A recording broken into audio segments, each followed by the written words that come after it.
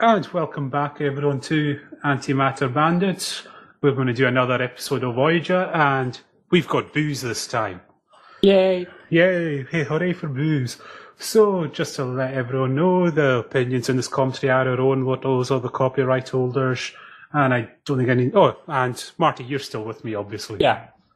And... Yeah, I haven't had that much yet. Yep, neither have I. But you can see what Parallax has done to our brains. I think only booze can actually make me more lucid now. So yeah, I even thought of something I didn't mention, and that is the name of the episode. Yes, Parallax. That has nothing to do with what the episode is about. Take a sciencey sounding term and I should have mentioned that. Yep. Oh well. See, that's how good it is with Voyager. We rant about the past episodes still when we start on a new commentary. Anyway, this is on to episode 3 of the first series, Time and Again. And if you do have your media player all ready and synced up, like I do, and I have all the correct play speed and all that set up this time, so just press the play button now. You should be seeing the familiar shot of Voyager warping through space. And again, I don't know. Like I say, I know that you watched this in the last few weeks, so it's pointless speaking about when you first saw it, so we'll just roll with it. I think I actually saw this one earlier, but whatever. And here's one character trait. Harry's very... Stupid. Not stupid, he but fails at everything. He's pathetic. His kind of very disturbing sex life, to say the least. Which comes... And if you think I'm joking, the few times you see Harry actually after sex with a hot woman, always look at the expression on his face. It's a mixture of confusion and shame all the time. Yeah. And when Tom tries to set him up with any hot woman, he's just terrified. Right. The Delaney sisters, we never actually see them, do we? No, I don't think we do. And see, he's trying to get out of this. A date.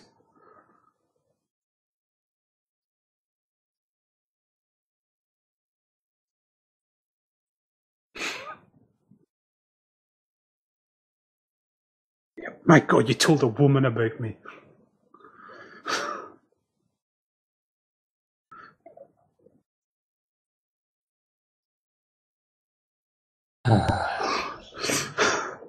You can see sort of real... Okay. Did anyone notice a similarity between this episode and the last one? I mean, just all of a sudden the ship starts shaking for no reason. Yeah. And, it's because of some anomaly. It's another anomaly of the week. And the name of the episode is Time and Again. And last time, there was some timeline messer-upper thingy because they saw a time-delayed reflection of themselves. And once again, we have a story that involves some form of temporal anomaly here. Oh. And why is Neelix on the bridge? Last time, the effect preceded the cause. Let's see, are they going to do that again? And somebody suffering a headache, as we saw with Kiss just there. Just answer the question, Neelix.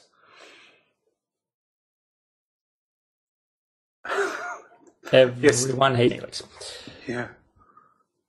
As we see, he's meant to be the expert on this area of space, and he's wrong all the time and leads them into severe danger. Yeah.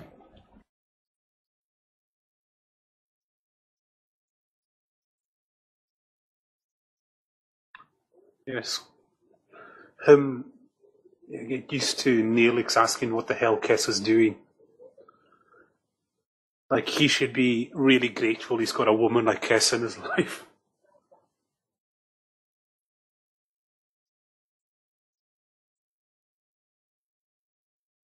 Polaric radiation. Okay. Yeah, there's no such thing.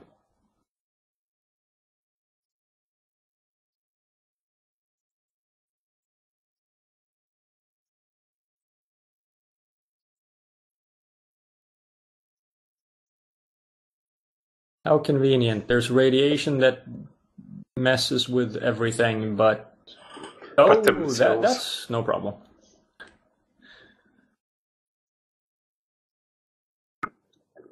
what did they say? Did it mess with the sensors or whatever? But they can still beam through it because, it's not like you need to know where you're sending them to make sure you're not sending them like into solid rock or something like that.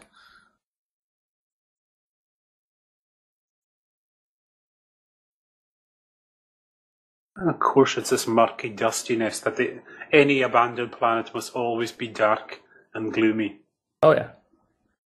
But wait a minute, they don't all have tricorders. Wow. I'm amazed. Yeah. And they actually sent Tom Paris on this mission, the one competent guy. Yeah. Yeah. Did I touch on that the last? How he's an expert on absolutely everything, and he's never used for vital missions. No, he's not really used for anything except making bad jokes. Because he's meant to be a crack pilot, but then we figure out he's an expert in history. He later goes on to develop a completely new kind of system of propulsion, which leads to you know what? Yes. Well, let's not mention that. Yeah. He can do rock climbing, all this stuff, but be buggered if Janeway actually wants to use. He's too competent for Janeway's likely. Oh yeah. And I don't know what else. But yeah, this is also another big failing, their attitude towards the Prime Directive in this in this kind of spin-off. Yeah, they can't make up their mind about is it like, well, I guess in this episode they're just it's dogma. Yeah. And but it's more like how it changed. Like in TNG they struggled with it, but if you remember, I think it was an early episode. Was it Pen Pal or something like that, where Data... Yeah, that's and remember, there's that wonderful scene, which even has Polatsky in it, where they sit down and they debate the Prime Directive. And it's so well done. And look how and then you see how when Voyager, when they have to discuss it, it's just whatever Janeway says about the Prime Directive, that's what it is for the week. Yeah. And it changes from week to week, because in Caretaker, it's like, who cares? In Caretaker, they had to get involved because of the Prime Directive. Yeah. But here we're going to see, even when an entire civilization is going to... and the thing in Caretaker it was just the Kampa, which I think was a few hundred of them, was it? Yeah. And she was willing to step in there, but in this, it's an entire sodding planet, and she won't do anything. She's just going to let them die. But that's Janeway. As SF Debris said, the best villain in Star Trek. Yeah, probably.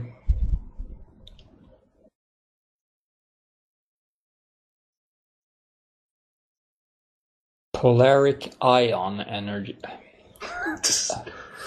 What is polaric exactly? I can't remember. Is it even a word? I don't think it is. But polaric ion energy. I mean, what? Just what?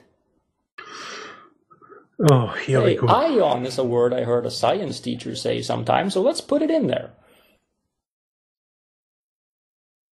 Yeah, look how Neil. Yeah, Neelix. Did Kess just watch Terminator 2? Kess, it was just a movie. And it was just Neelix. A dream within the movie. Yeah, look how Neelix. Oh, it's just in your head. You're just nuts. Yeah. He's a shithead. I know SF Debris uses that, but it's so apt. And tell the telepath what telepathy is.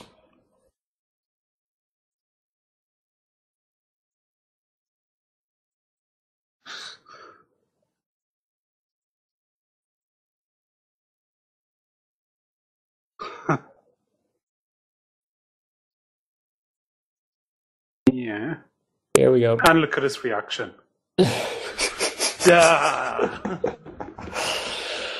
So you've told her she's just imagining things. You told her that all the stories about her people are bullshit without any reason. But yeah, we established... When she's evidently having some kind of weird experience. Yeah. And that should be Tuvok telling her about telepathy. Yeah.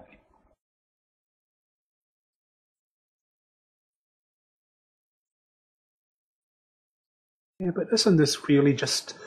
A lot of this is a And, riff... look at the numbers!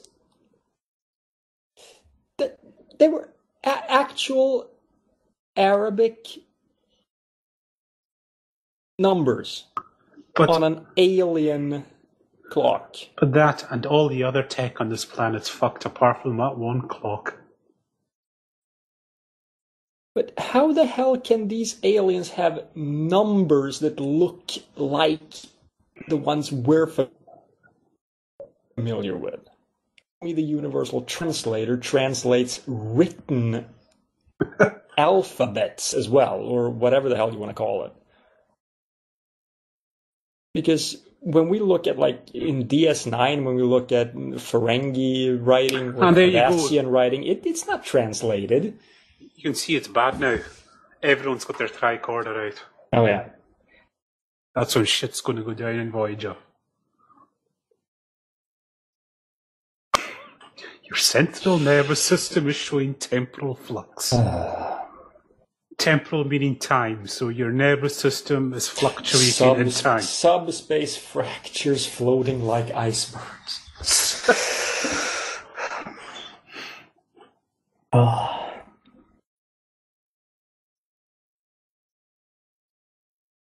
Yeah. Child actor. Like all Trek child actors.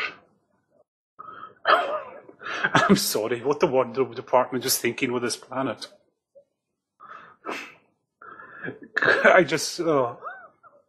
sorry, the costumes are just so ridiculous here. Yeah. I mean... Look at the security. How can you take a policeman like that? And what the hell does he have on his head? Look. And the uniform, I don't know. It's a weird corset, kind of... Yeah. Sack, kind of, I don't know. Really weird. Just looks ridiculous.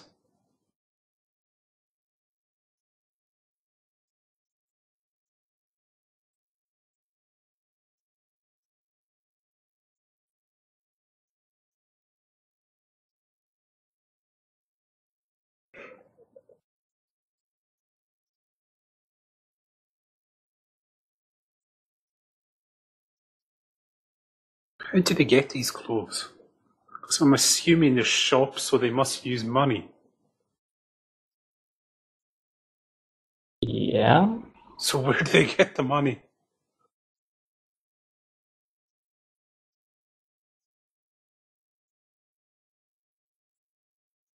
Yeah. And again with the weird corsets in this place.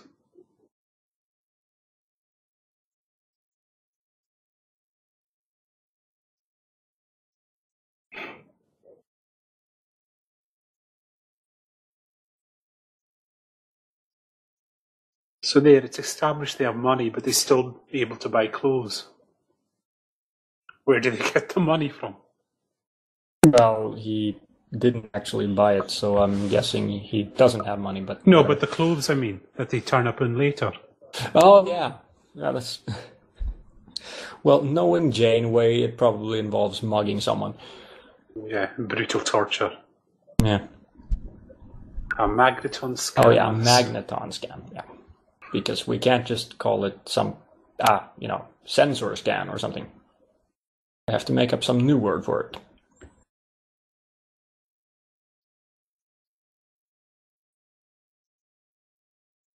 Mm-hmm. And isn't this... Okay. All right, here you go. I'll let you take over.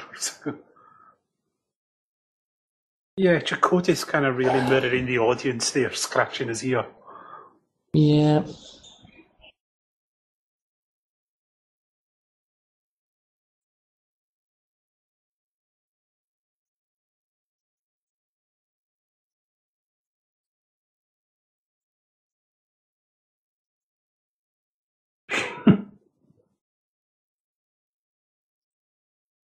Yeah.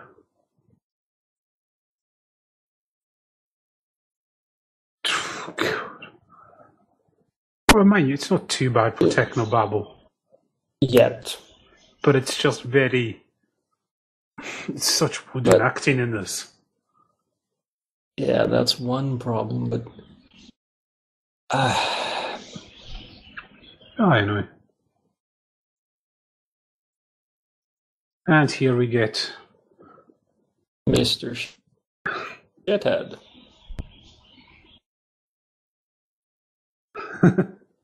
But I love this. Scan Neelix and see if his brain is on file. I think you're going to find an even bigger problem. He doesn't have one.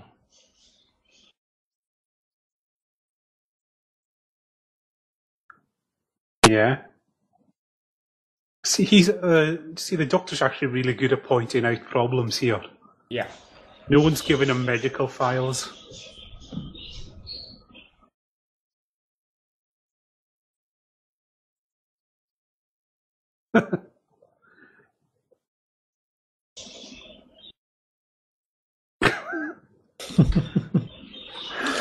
It is. Yeah, because no one thought about mentioning this. No. I love this delivery of this line here. Yeah.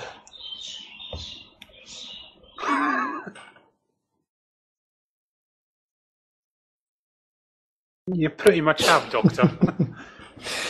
Except the captain is missing, so it's no longer the Voyage of the Damned. Yeah.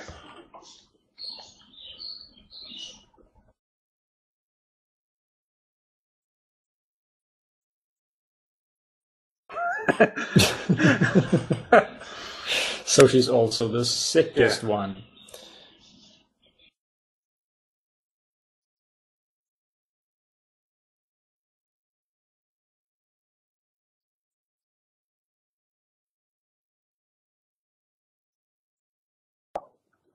Yep.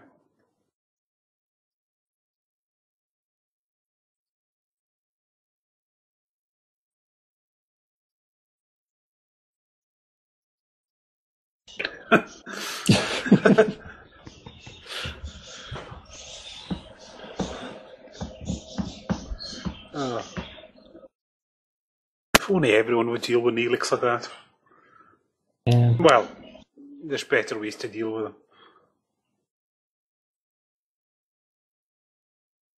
Yeah, and I've got to wonder why they put Janeway in this ridiculous push-up bra she's got on.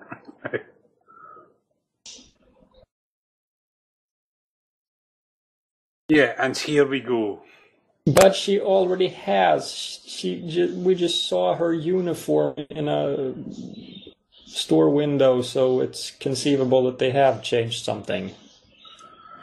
They might have changed the fashion sense, which might lead to rebellion and blah blah blah. But the fact she's willing to let everyone die. Yeah. And the prime directive is the natural course of a planet. This planet's going to annihilate itself. So surely this is when Starfleet would step in. Oh God, child actors. Why do you bother with them, Star Trek? Well, in fairness, this is far from the worst one. There is one in an episode where the lines are so bad that they have to be delivered from off camera. Yeah.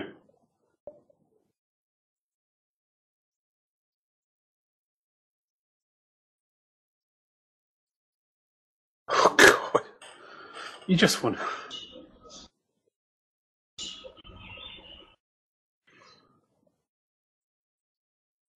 Yeah. What's she? Why she? Janeway, why didn't I think of that? Yes. That's what I would do to the children. Oh God, here we go. The subspace fractures.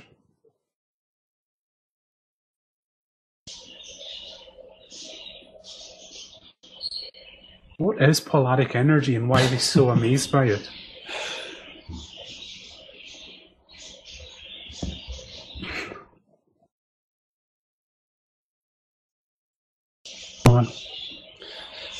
Oh. But didn't we establish that those... get it. Those explosions go backwards in time, so how the hell? Yeah. I don't know. It's the usual when you get, like, time travel stories. Yeah.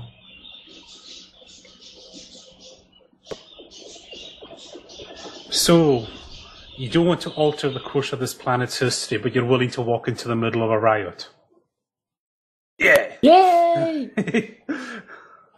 I don't condone violence against women, but that's Did Janeway. he? He just copped a feel. Yeah. My God, that man must be really desperate if that's when he wants to cop a feel.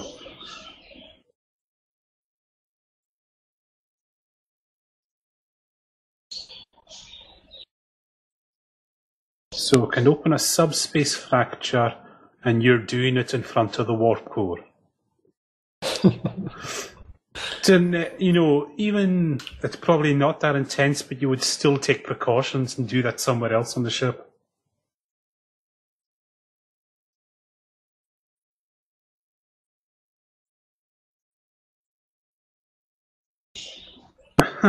So it won't fracture? Is that what you're saying? Yeah. It's too damaged to fracture.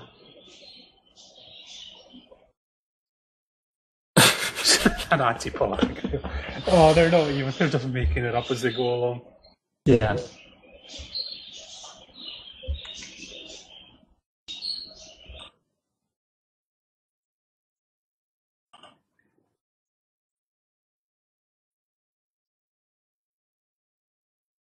Yes, just ignore Neelix, please.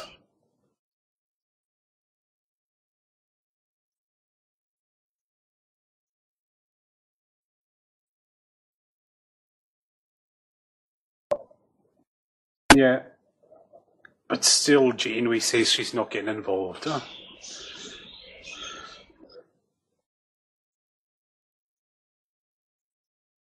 Like, if she was so against getting involved and upsetting the timeline, they would have just stayed in the same place. They would have gone outside the city and just sat there. Yeah. But no, she just walks around, she talks to everybody, yeah. But of course, and the other thing is, this is just a very poor rip-off of a lot of Time's Arrow, I think. From TNG. Yeah. I mean, I know you're not a huge fan of that episode, but it feels like big chunks of that are ripped off here. Yeah, maybe a little.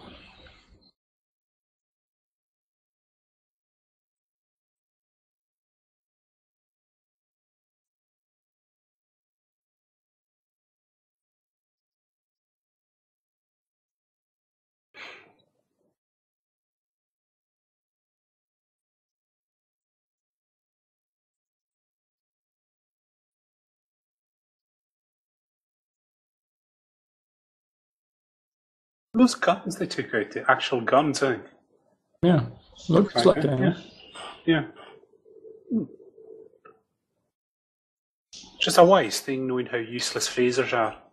Well, how random they are. Ah, yes, arm thingies.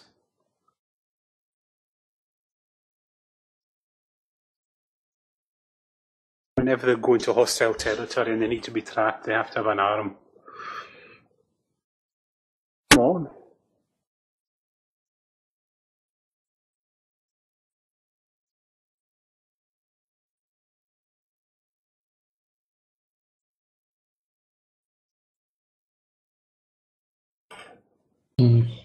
Yep. And not so long ago, Neelix was saying this was all in our imagination. Yeah.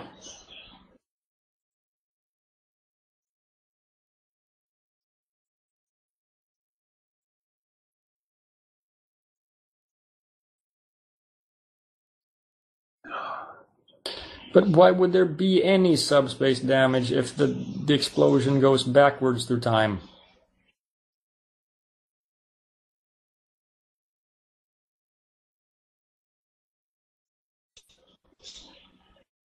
Oh yes, they're doing this. They're here in the same place, but not in the same time.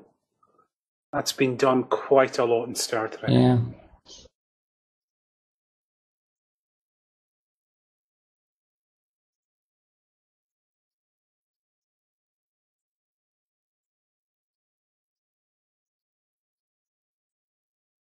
Yep. You're still not interfering, are you, Janeway?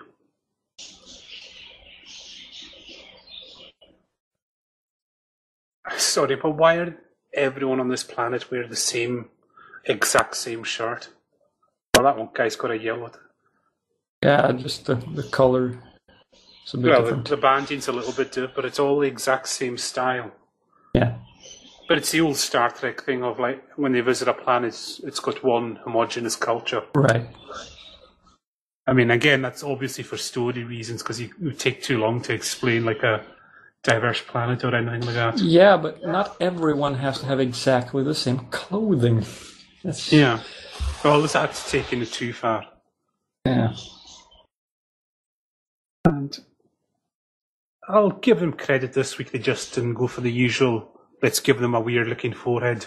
Yeah, they went for the usual, let's make them all look human instead. And let's make them all white as well. True.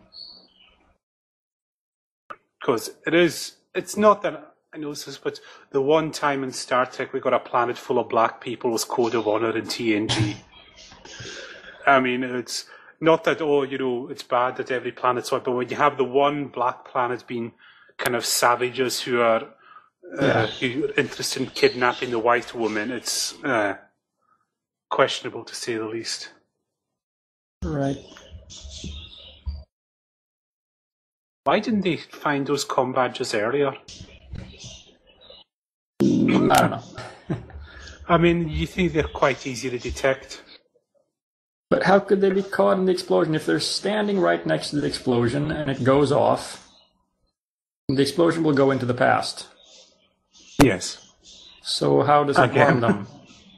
Or does it alter the past so that they were hit by it before they set it off so that they couldn't set it off? Yeah. Or what? And no, it's just with the comm badges.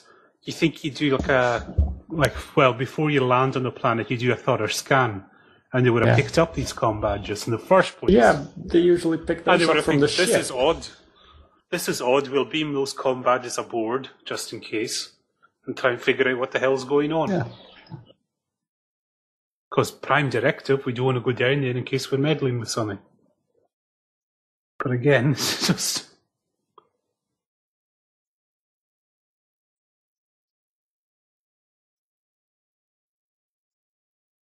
Stop acting. Stop acting now.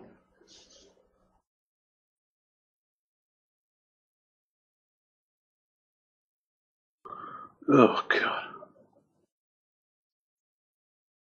Why did child act? Oh, what is it with Star Trek and children?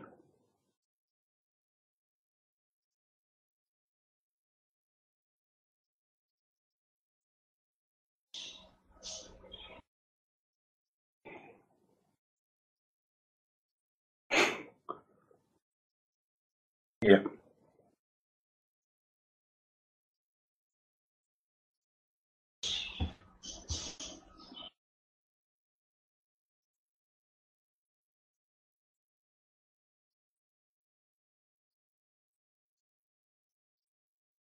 Yeah, this is a not very subtle anti-oil thing they're doing here, isn't it? Well, anti-nuclear. Yeah.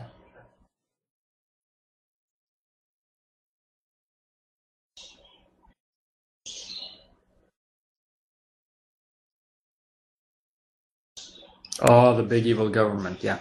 Yeah.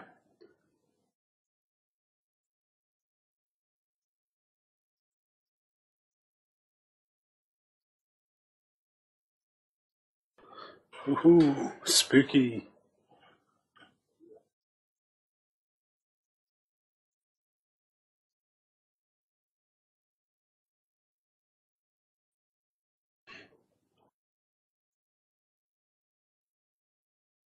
Oh yeah, so much for the Prime Directive.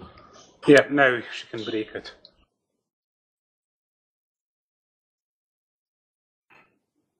You're no Darth Vader, Kess, with that line.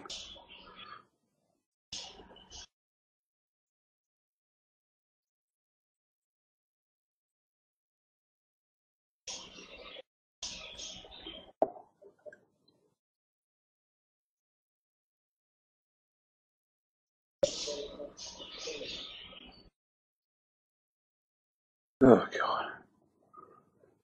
So, as I say, I think when we do this, we should really keep count of the things that subspace is capable of doing and possessing. Yeah. Because it's got fractures, and I can't remember. And you can put a tractor beam into it from the last episode, which looks exactly like a usual one. Yep. Which can penetrate an event horizon.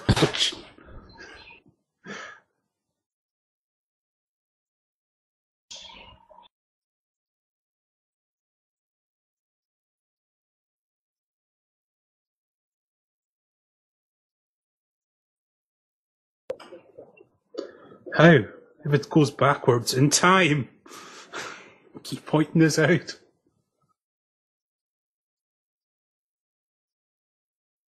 Microscan of a subspace fracture, eh? I don't know. I don't know. Even if you break down those words, it's meaningless, because you've kind of explained to me what subspace actually means in real world terms, so haven't you? Yeah, so subspace it's a mathematical term. It's a subset of a geometric space, so it's a term used in geometry. Yeah. So it's like when you're talking about 3D kind of spaces, is it? Yeah. Basically, you can define a section of a three-dimensional space. Yeah. That is a subspace of the space itself. Yeah. So the term subspace isn't actually used in physics, except in the mathematical sense. And well, I haven't really come across it actually in physics. But I suppose you could define a. Yeah. But it has nothing to do with the way it's used in Star Trek anyway. Yeah. But I accept it as, it's something that we haven't discovered yet.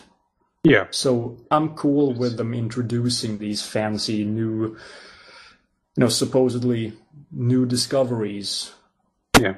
That's fine. It's science fiction. It doesn't have to be scientifically accurate. But what pisses me off is when they defy science that we know of and even use terms that actually have meaning, but they use them the wrong way. Yeah. Or when they just pair them up with other terms and make them absolute. Because one that always stands out, it comes up much later, is subspace torque, which makes no sense whatsoever. Yeah, no, absolutely no sense. We'll get to that in that episode, and there's going to be so much more to that episode. Oh, yeah. You all know the one we mean. So. Yeah. That one, yeah.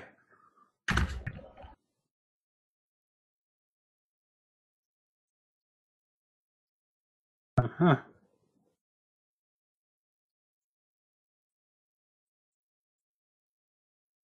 Oh, what a shock. Yeah. Yeah, they go for the very cliched, we're the ones that cause all this. Yeah. So, what was that I said at the beginning? Yeah. Remember last episode where effect came before cause? They're basically doing... It's the same type of story. Yeah. And, it's essentially Anomaly of the Week again. Yeah. Even though they at first they try and set up not to be, they just... In fact, I think it was pointed out that the first 6 episodes of Season 1 are just Anomaly of the Week stories. Yeah, I think so.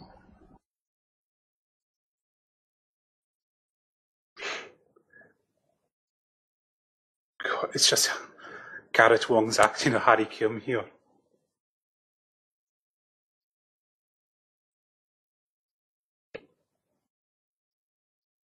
It's very weird. Because Janeway always cares about the Prime Directive. Yeah. But the one thing, that's with Harry Kim, he gets humiliated by Janeway so much, but the second she's off she goes off the ship, he's kind of whining and pining for her immediately. Yeah. Maybe that's because it's the only attention he gets in life. It could be. Constant humiliations of him. Because later on, it's established Janeway knows the crew is bonding because they're all laughing at Harry's ineptitude with women. And I'm not joking. Yeah, it is real guns they have. Yeah. Although I have to say it's refreshing to see guns that look realistic. You know, whether they are real guns or whether they're just designed to look like realistic guns. They don't look like glorified electric razors.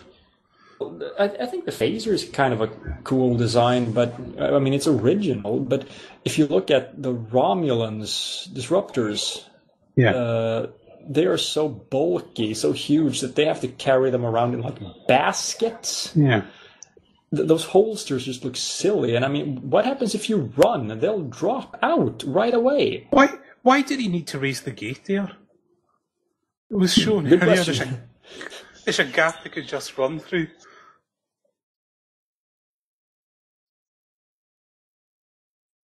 And yeah, what does it say about the security of this power plant? There's 2 guys there. I mean, all they needed was a fair crowd of them and they could have just barged through. But I guess they must have run out for money for the extras in the scene.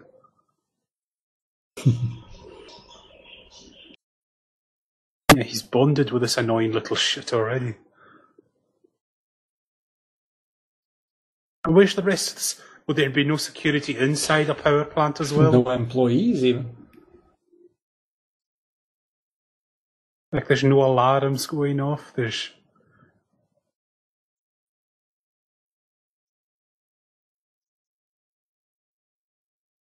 And of course, Janeway has to just run in after them.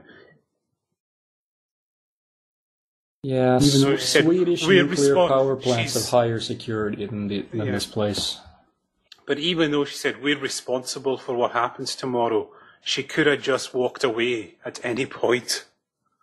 Like when they ran in, she could have just said, right, we'll just walk away here. Okay, it's...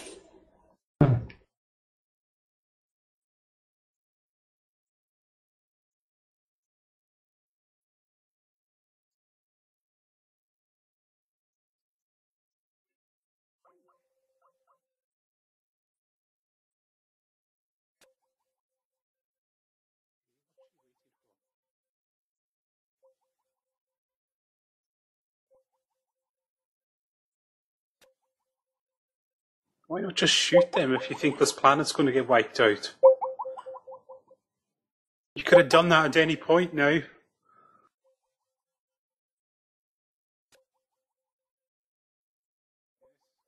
Do something.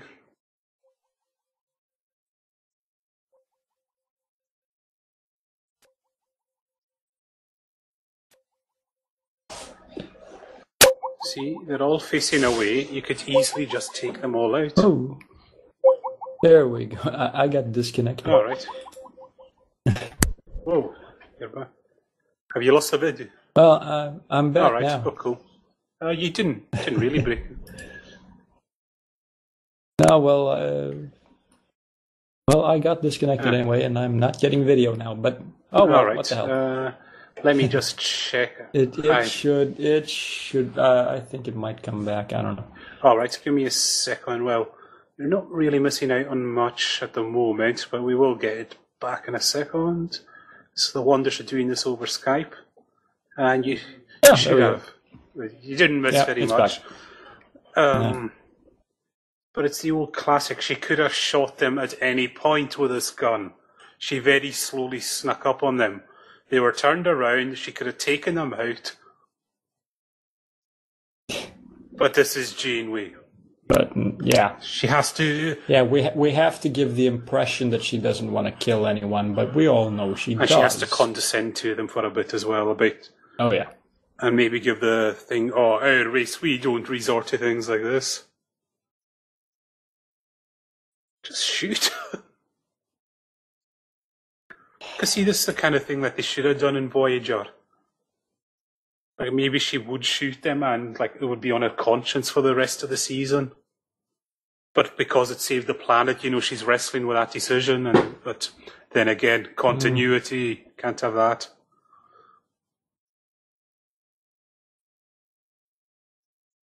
Can't we open a hole before? No, this doesn't make any sense.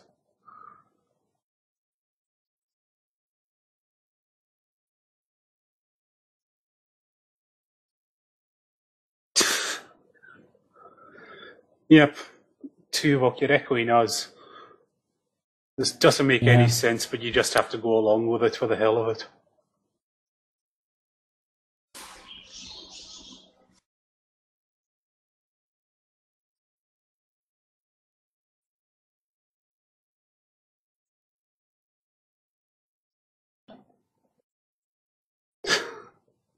Yeah, just wait. Just shoot him, Jim. You think these people are going to be responsible for the death of a planet, so... Why does... Again, I hate to compare to Deep Space Nine, but Sisko would have just kicked the shit out of them already. He would just punch them. Yeah. Oh, that's what causes it. Yeah, now she figures out that it's the fact that they're doing that that will cause it. And so she's going to stop it, and then time is going to reset, right? Yep.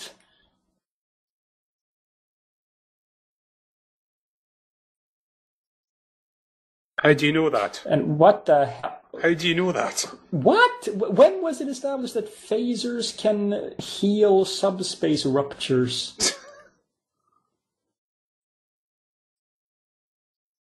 Yeah, I mean, you have to establish these things before you do it. An adion particle from the other side.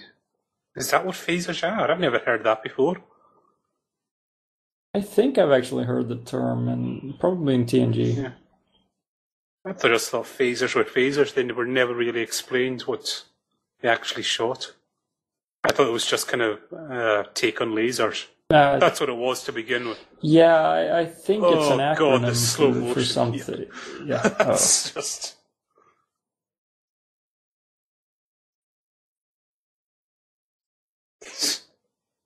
So Tom and the kid just lay out there while all that was going on. And the magic reset button. A literal reset.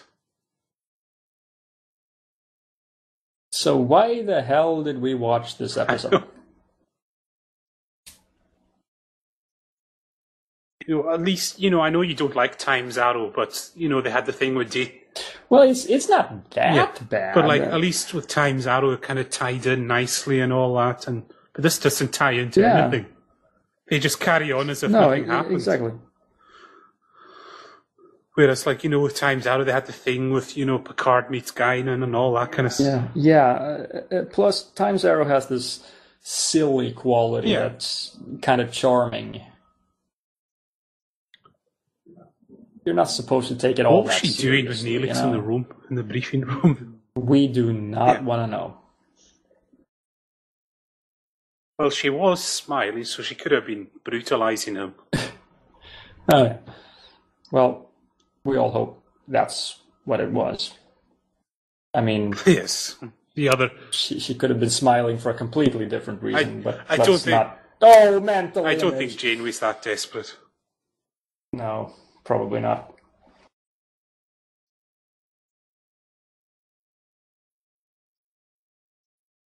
I mean, she's insane, but she's not desperate. Oh my god, dun dun dun, it's a loop.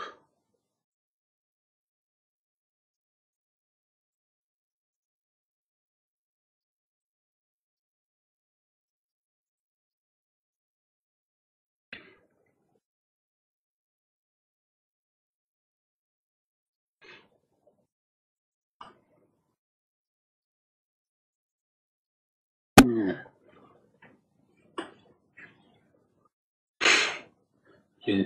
Unless, of course, there's an explosion to investigate.